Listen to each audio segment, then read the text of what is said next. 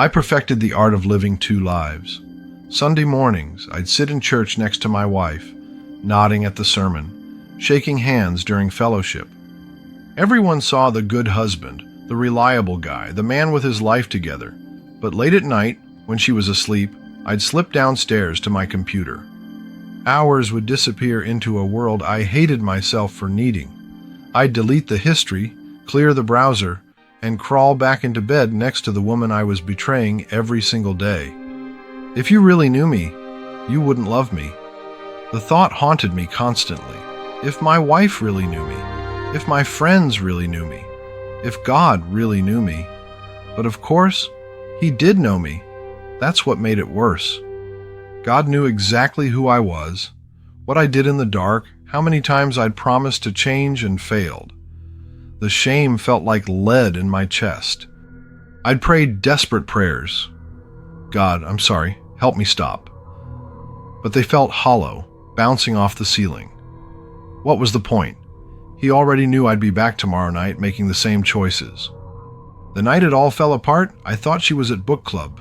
I lost track of time, lost in my secret world. I didn't hear her car, didn't hear her footsteps. What are you doing? Her voice from the doorway cut through everything. I spun around, laptop still open, and watched her face change as she understood. The hurt in her eyes was unbearable. How long? She whispered. I couldn't lie anymore. Years. She packed a bag and left for her sister's house. The mask was off, and there was nowhere left to hide. I found myself in the shower, desperately wanting to be clean. I've disappointed everyone, especially you. I know you must hate me. I know you must be disgusted with who I really am. I waited for the familiar, crushing weight of God's disappointment, the condemnation I deserved.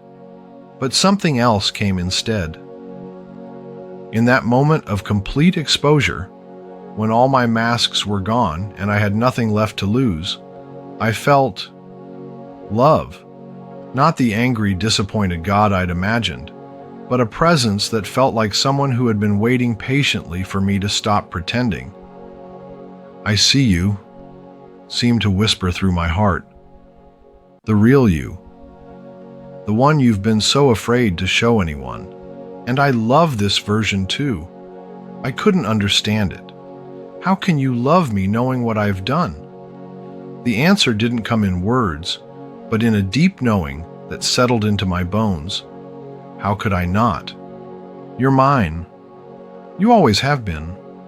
For the first time in years, I could breathe.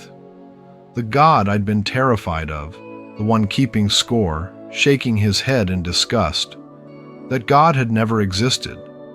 The real God had known my struggles all along and had never stopped loving me through them. I was still the same broken man who had hurt his wife. The road ahead would be hard, counseling, rebuilding trust, facing the consequences. But in the ruins of my double life, I'd discovered something I never expected. A God who didn't love me, despite knowing who I really was, but because he knew exactly who I was, and chose to love me anyway. The shame that had ruled my life for years began to crack.